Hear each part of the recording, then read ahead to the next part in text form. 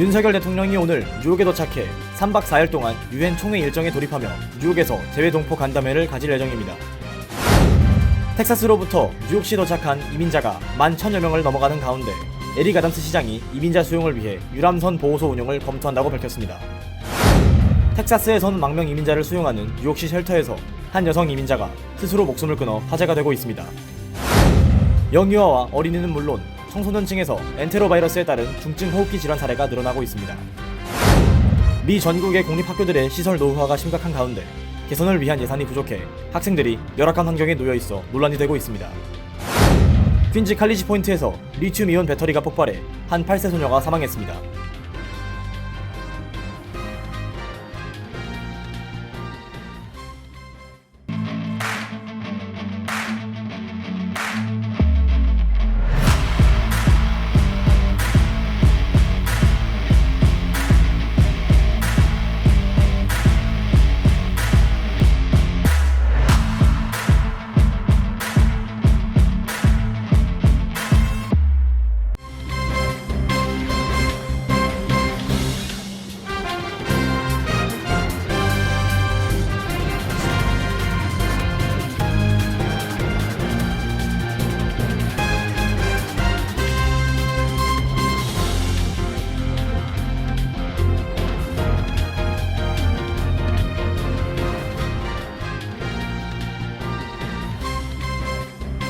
여러분 안녕하십니까? KBTV 뉴스9 이창원입니다. 영국 일정을 마친 윤석열 대통령이 오늘 뉴욕에 도착했습니다. 윤 대통령은 오늘부터 3박 4일간의 유엔 총회 일정에 돌입하며 뉴욕에서 재외동포 간담회도 가질 예정입니다. 첫 소식 김은지 기자가 전합니다.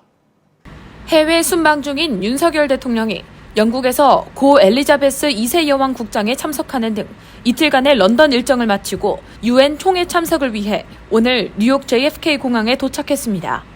윤 대통령의 뉴욕 방문은 취임 이후 처음입니다. 내일인 20일 윤 대통령은 뉴욕 맨하탄 유엔 본부에서 10번째 순서로 기조연설을 하게 됩니다. 윤 대통령은 이날 기조연설을 통해 자유를 존중하는 나라들과 글로벌 연대를 확대하자는 취지의 기조연설을 할 예정으로 알려졌습니다. 기조연설을 마친 뒤에는 안토니오 구테우스 유엔 사무총장과 면담을 갖고 북한 문제, 주요 국제 현안, 한유엔 협력 강화 방안에 대해서 심도 있는 논의가 진행됩니다. 또 윤 대통령의 유엔 총회 참석을 계기로 한미, 한일 정상회담도 갖기로 했습니다. 한미 정상회담에서는 미국 인플레이션 감축법에 따른 우리 기업의 불이익 문제 등이 2년 9개월 만에 열리는 한일 정상회담에서는 강제징용 문제 등을 논의하는데 양국 간 현안의 돌파구가 마련될지 주목됩니다. 한미, 한일 정상회담 외에도 저명한 경제계, 학계 인사들과의 만남도 추진되고 있습니다. 정상회담 일정을 마친 뒤 오후에는 맨하탄 뉴욕 유니버시티 클럽에서 뉴욕 재외동포 간담회를 가질 예정으로 알려졌습니다. 다음 날 21일에는 미국 자연사 박물관에서 바이든 대통령이 마련한 리셉션에 참석하고 뉴욕에서 투자 유치, 우리 기업들의 미국 시장 진출 지원을 위한 다양한 경제 행사에도 참석해 세일즈 외교에 나설 계획입니다. KBTV 뉴스 김은지입니다. 텍사스주로부터 뉴욕시에 도착한 이민자가 11,000명을 넘어선 가운데 에릭 애덤스 뉴욕시장은 이민자 수용을 위해 유람선 보호소 운영을 검토하고 있다고 밝혔습니다. 전상희 기자의 보도입니다. 텍사스주로부터 온 이민자를 가득 태운 6대의 버스가 어제 또 맨하탄 항만청 버스 터미널에 도착했습니다. 지난 5월 이후 텍사스주에서 뉴욕시에 도착한 불법 이민자들은 최소 11,000여 명입니다.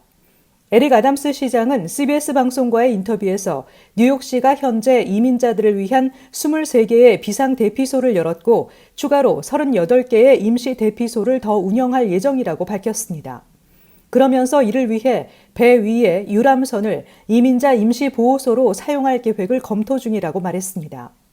애덤스 시장은 텍사스주 에벗 주지사가 사람을 비인간적 방식으로 다룸으로써 기본적인 인권 침해 사례를 보여주고 있다고 비난했습니다. 뉴욕에 도착한 일부 이민자들은 탈수 증세를 보이거나 적절한 식료품을 제공받지 못했던 것으로 전해졌습니다. 아담스 시장은 또 텍사스주 그렉 에버트 주지사에게 망명자들을 보낼 때 최소한 미리 연락을 달라고 간청했지만 에버트 주지사는 이를 한 번도 따르지 않았다면서 뉴욕시 법무팀에 텍사스주를 대상으로 소송 준비를 하고 있다고 밝혔습니다. 공화당 의원들은 불법 이민자 문제는 연방정부가 초래한 것이라면서 바이든 행정부를 비난하고 있는 가운데 플로리다주 공화당 론 디샌티스 주지사는 베네수엘라와 콜롬비아 이민자 50명을 비행기 2편으로 매사추세츠주 마서스 비니어드 섬으로 보냈습니다. 론 디샌티스 주지사는 남부 주 접경 지역에서 매일 부딪히는 이민자 문제 중 아주 작은 부분이라도 민주당 우위 지역은 경험해 보길 바란다며 불법 이민자들이 집 앞을 활보할 때 민주당 우위 지역도 광포해질 것이라고 조롱했습니다. 마르코 루비오 공화당 연방 상원의원은 이민자를 민주당 우위 지역으로 보내는 것은 매일 수천 명의 불법 이민자가 미국으로 입국하는 문제를 알리는 일이라며 바이든 대통령이 국경 문제 해결을 위해 더 적극적인 대처를 해야 한다고 강조했습니다. KBTV 뉴스 전상입니다. 텍사스에서 온 망명 이민자들을 수용하는 뉴욕시 쉘터에서 한 여성 이민자가 스스로 목숨을 끊어 사망하는 사건이 발생했다고 오늘 에릭 애덤스 시장이 밝혔습니다. 자세한 소식 김은지 기자가 전합니다. 오늘 에릭 애덤스 뉴욕시장은 한 여성 망명 이민자가 어제 뉴욕시에 소재한 한 보호소에서 스스로 목숨을 끊었다고 발표했습니다. 시장은 법적인 이유로 사망자에 대한 추가 세부 정보를 제공하지 않았지만 이 비극은 도움이 필요한 사람들을 돕기 위해 우리가 할 수 있는 모든 것을 해야 할 의무가 있음을 상기시켜준다는 성명을 발표했습니다. 여성의 죽음이 뉴욕시 보호 시스템의 실패를 나타내는 것인지 묻는 기자의 질문에 비극이 일어날 때마다 공무원들의 노력에 실패라는 단어를 사용하는 것이 불편하다고 지적하며 공무원들과 봉사자들은 11,000명이 넘는 사람들을 수용하고 밤을 지새우며 음식을 제공하고 살 길을 찾아주었다며 그들의 실패가 아니라고 강조했습니다. 또 실패라고 한다면 적절한 음식과 의료, 생필품 없이 사람들을 며칠 동안 버스에 태워 보내 이런 비인간적인 결과를 받아들여야 한다고 말한 그레그 에벗 주지사가 실패라고 주장했습니다. 그러면서 이번 사건을 계기로 수천 명의 망명 신청 이민자들에게 정신건강 서비스를 지속해서 제공할 것이라고 밝혔습니다. 바이든 대통령의 친이민 정책에 반발하는 그레그 에벗 텍사스 주지사는 지난 5월부터 뉴욕시에만 약 11,600명의 망명 신청자를 보냈습니다. 이 중 약 73%인 8,500여 명이 뉴욕시 보호 시스템에 등록됐습니다. 그러나 뉴욕시는 현재 노숙자와 이민자를 수용할 수 없는 상황에 내몰리며 쉘터를 제공하지 못해 소송전에 직면했습니다. 뉴욕 주 헌법에 노숙자 또는 이민자가 쉘터를 요구할 경우 제공할 의무가 있다고 명시되어 있기 때문입니다. 문제는 쉼터뿐 아니라 기초생활 물품과 음식, 교육 등도 제공돼야 하는데 모두 과부하된 상태입니다. 지난주 아담스 시장은 뉴욕시의 이민자 수용 가능 인원이 한계에 달했다고 선포했습니다. 뉴욕시는 이미 23개의 비상대피소를 개설했고 이제는 유람선 도입을 검토하고 있습니다. KBTV 뉴스 김은지입니다. 영유아와 어린이는 물론 청소년층에서 엔테리오 바이러스 감염에 따른 중증호흡기 질환 사례가 늘어나는 추세를 보이고 있습니다. 연방질병통제예방센터는 엔테로 바이러스와 리노바이러스 주의보를 발령했습니다. 보도에 전사희 기자입니다. 연방질병통제예방센터가 유아와 어린이, 청소년에 이르기까지 엔테로바이러스 감염이 확산되고 있다며 학부모들의 주의를 당부했습니다. 뉴저지에서는 3살 영아가 엔테로바이러스에 감염된 후 심각한 호흡 곤란 증상을 겪은 것으로 전해졌습니다. 다행히 산소 공급 등 응급처치가 이루어져 위기는 넘길 수 있었습니다. 의료진은 이 영아가 엔테로바이러스와 리노바이러스 양성 반응을 보였다며 호흡 곤란 증상은 해당 바이러스 감염에 의한 증상이라고 진단했습니다. 이는 최근 들어 뉴저지에서 영아가 엔테로바이러스와 리노바이러스에 동시에 감염된 첫 사례였습니다.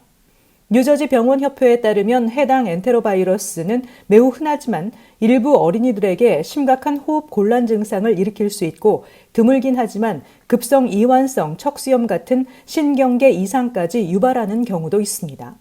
현재 CDC가 지목한 엔테로바이러스의 흔한 감염 증상은 감기와 비슷해 콧물이나 재채기, 기침, 몸살, 근육통 등에 해당합니다. CDC는 자녀들에게 갑작스런 호흡기 질환이나 호흡 곤란 증상과 함께 팔이나 다리의 반점, 팔다리 통증, 말이 어눌해지거나 음식물을 삼키기 어려워하고 눈꺼풀이 처지는 등의 증상이 나타나면 즉시 병원에 가야 한다고 권고하고 있습니다.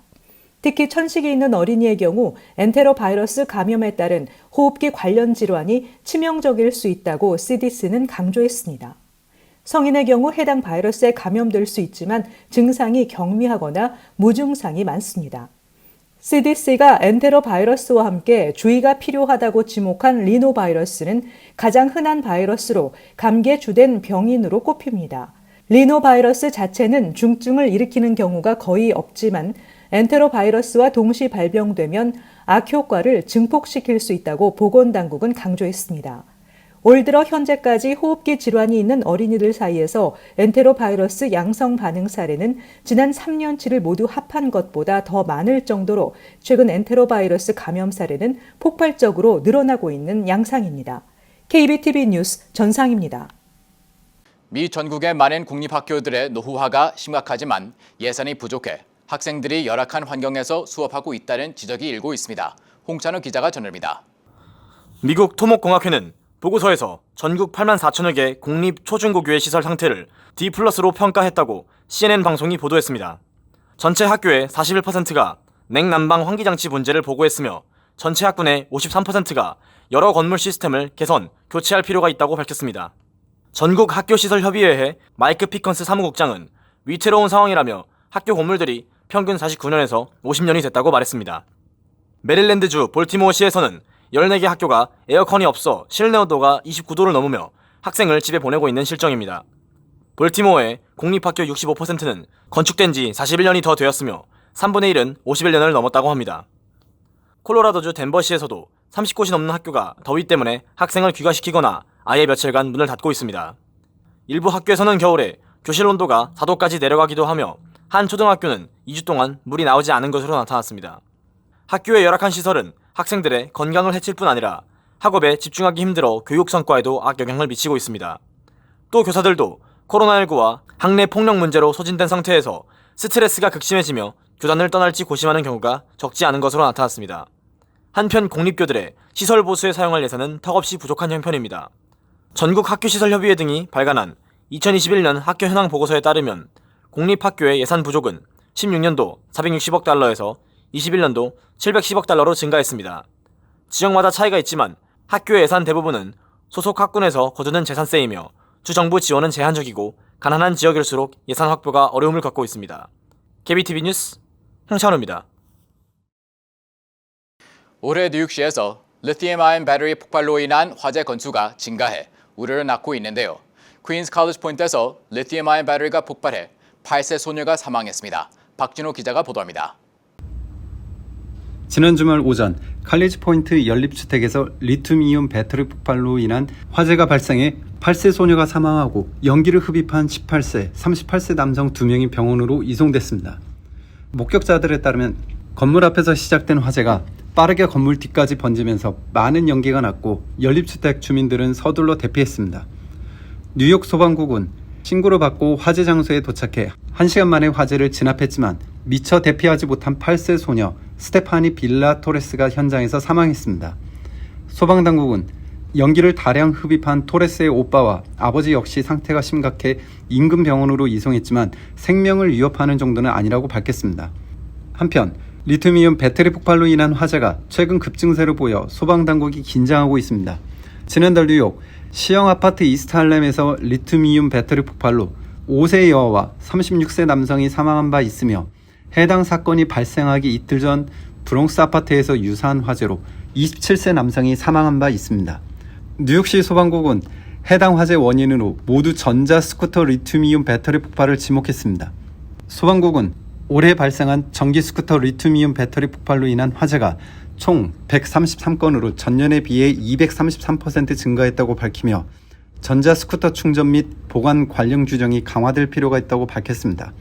전문가들은 리튬이온 배터리를 장착하는 제품이 점점 늘고 있는 만큼 제품들의 배터리 화재 사고에 대비한 기능을 필수적으로 마련해야 한다고 목소리를 높이고 있습니다. KBTV 뉴스 박진우입니다. 일본 닛산 자동차가 주차 중 차량이 움직일 수 있다는 위험 때문에 픽업 트럭 약 20만 대를 리콜 조치했다고 CNN이 보도했습니다. 리콜 대상 모델은 2020년형부터 2023년형까지 닛산 프론티어와 타이탄으로 미국에서 20만 3,223대가 판매됐습니다. 도로교통안전국은 주차된 차량이 움직이지 못하게 하는 변속기 이상으로 차량이 굴러갈 수 있다고 말했습니다. 이번 자발적 리콜 조치는 지난 6월 발표된 리콜과 별개라고 닛산 측은 밝혔습니다. 이 회사는 2020년부터 올해까지 18만 대 이상의 프론티어와 타이탄을 같은 이유로 리콜 조치한 바 있습니다. 상무부에 따르면 가구, 생활용품 업체들은 지난 8월 매출이 1.6% 감소했습니다. 전자, 가전업체들도 같은 기간 5.7% 매출이 떨어졌습니다. 금리 인상과 더불어 인플레이션으로 주택 구매자들이 시장을 떠나면서 입주와 함께 구매하는 가구, 가전, 생활용품 판매도 줄었다고 월스트리트저널은 전했습니다.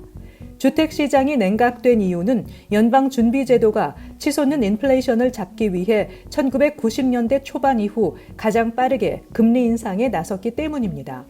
미국의 기존 주택 판매는 지난 7월까지 6개월 연속 감소했습니다. 이는 8년여 만에 가장 긴 연속 하락 기록입니다. 판매량은 지난 1년 전보다 20.2% 하락했습니다. 주택시장과 관련한 산업 둔화로 미국 경제도 영향을 받을 것이라는 전망이 나오고 있습니다. 캐시 호컬 뉴욕 주지사는 뉴욕 주민들에게 연방 학자금 대출 구제와 관련된 사기 시도에 대해 각별히 주의할 것을 당부했습니다. 바이든 행정부는 연방 학자금 대출을 구제하는 계획이 발표됨에 따라 학자금 대출자에게 금전적 이득을 취하고 개인정보를 빼내는 식의 사기 시도가 크게 증가하고 있습니다. 이들은 정부기관을 사칭해 차용인에게 접근한 후 조기 구제, 특별 접근, 자격 보장식의 문구를 내세워 소요되는 비용을 요구하는 것으로 알려졌습니다. 뉴욕 주정부에 따르면 학자금 대출자는 신뢰할 수 있는 정부기관 웹사이트를 이용해야 하며 손쉽고 빠른 구제를 약속하는 제안에는 응답하지 않아야 합니다. 또 개인정보나 사회보장번호 등을 알려줘서는 안 됩니다. 에너지정보청에 따르면 올해 주거용 전기료가 평균 킬로와트당 14달러 8센트, 전년에 비해 7.5% 오를 것으로 전망됩니다. 러시아산 에너지에 대한 의존도를 줄이고 있는 유럽의 공급 부족으로 기록적인 양의 연료가 수출되고 있기 때문입니다. 이에 천연가스 가격이 상승하면서 미국의 많은 지역에서 전기료가 급등했습니다. 전기료의 경우 1년 전보다 15.8% 급등해 12개월 만에 가장 큰 상승폭을 기록했습니다. 국가에너지 지원 담당자 협회는 소득이 한정된 가정의 부담이 커질 것이라며 이미 미국 전체 6가구 중 1가구가 전기 등 공공요금을 체납하고 있다고 집계했습니다. 잠시 후 커뮤니티 브리핑을 전해드립니다.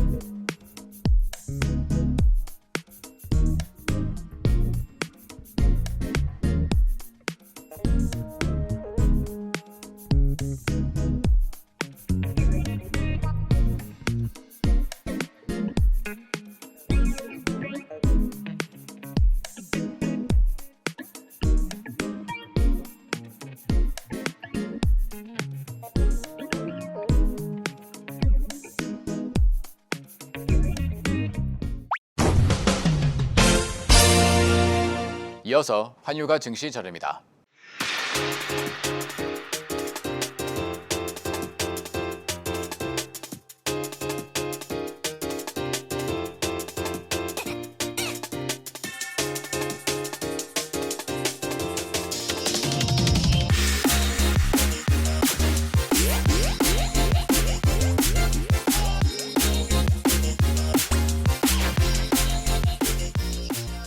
잠시 후 뉴욕과 뉴저지 날씨 전해드립니다.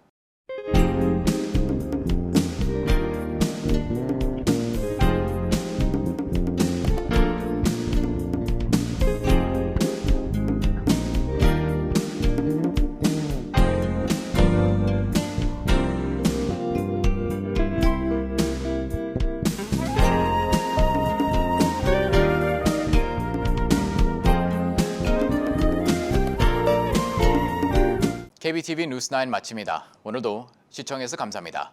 편안한 밤 보내시 바랍니다.